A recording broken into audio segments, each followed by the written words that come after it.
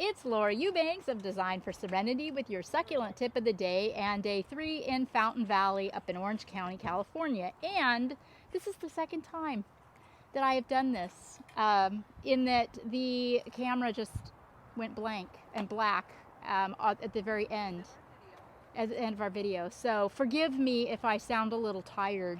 I've run out of words and air, but we're going to try to do this again. Okay, so here we have it. We did not do an update earlier because Hannah was so engaged in laying out her incredibly stunning dry stream.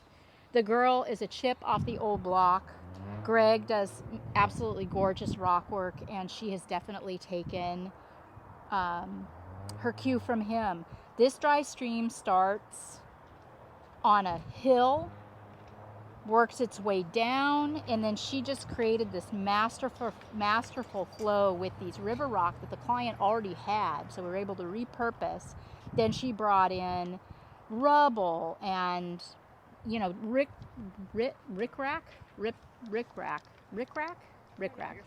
the little nothing burger pieces of rock, like this.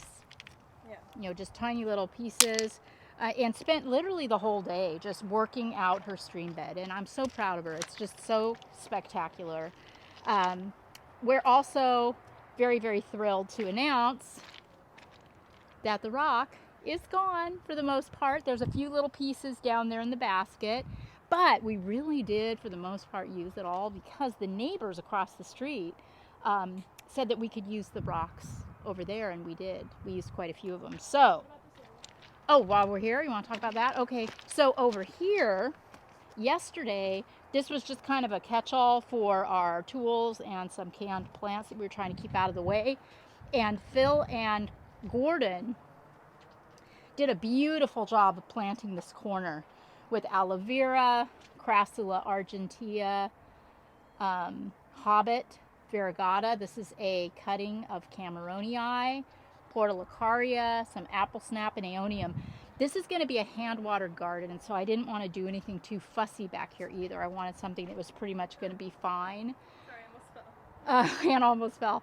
So another thing, if you want to come over here, Hannah, and show, so we can show them kind of a trick of the trade. You know, we lifted up this dry stream, and then we did some retention back here. Remember that, you know, it's fun to work with elevations, but you've got to retain it. We're going to be putting our 3/8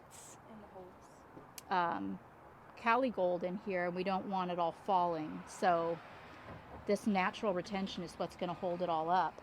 Also, we talk about pathways, and I tell you how I don't really, you know, formally design a path. I just wait for it to design itself.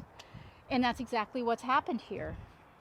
This pathway just sort of found its way, and I just love it. This is just going to be the top dressing rock that we're going to use in the garden, which is the Cali Gold.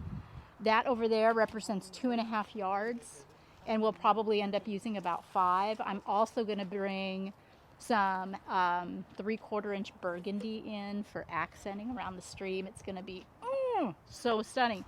Cullen did this shade garden. The client really loves Kalanchoe orgialis. So in addition to the bromeliads and the aeoniums, I brought in Kalanchoe orgialis, which is a low-growing shrub. And then this is a cousin. I've seen this one called Bracteosa. I've also seen it called Hildebrandii, but it's the blue version of this copper-colored spoon. So, so pretty. Some beautiful rock work, some elevation. And yeah, so, oh yes, and the apple snap cuttings, the sedum apple snap, great use for a plant that's kind of a nothing burger, but companioned with some other things. I think it turned out really, really cute. Oh yes, and I planted my pots. Thank you, whoever moved those. I still have to top dress them, obviously, but you know, I talk to you all the time about aloe vera and how I love it as a standalone plant, you know, where you don't work with the cuttings and don't grow it as a stand, but as a single. And it's just an example of how elegant this plant is. It's just absolutely stunning. then we just spent, Hannah worked all day on her dry stream, and then I worked on staging more plants and fluffing up areas. Here's a neat little combo. You know how the Aeonium Sunburst is an arboretum, meaning it grows on a trunk. It's kind of tree-like. So we did a crassula, lemon, and lime, a variegate underneath to cover the stems. And I think that that is just a really, really nice combo right there. Crassula, lemon, lime with Aeonium Sunburst. Why don't you show them the other beautiful combo that Gordon did? Yes, let's look at the combo that Gordon made. Also, on the way, you know, Greg's going to have to work out the lights. We're going to come by tonight after dinner and take a look at them after dark, and then he's going to clip in a couple more tomorrow and make some adjustments. But just picture that Dazzlerian longissimum at night with the light shining through it and casting shadows against the house. Stunning. So Gordon came up with this combo. This is Aeonium kiwi and cotyledon mint truffle and the little sedum apple snaps. Brilliant little trio. Then look at the way the sun is hitting this Lucier. It looks like it's absolutely glowing. Yeah, this is just, ugh, God, so gorgeous. So stunning. Yes, and what was going to be a 5-day project, or 5-day, it'll probably be 4. You know, we've had such great help on this project, and things have gone so smoothly, and since we aren't doing irrigation, we may just finish a day early. Actually, we probably will. Oh, we are, right? Yeah, we are. So, tomorrow, be sure and stay tuned because it will be the grand reveal. It looks great now, but you just wait until we get all of this top dressing and then the 3rd layer done. It's going to be ridiculous. Oh, and then the parking strip is going to be, the client is going to actually bring in some concrete pavers and then do river rock in between. So that'll be a beautiful frame for this gorgeous install.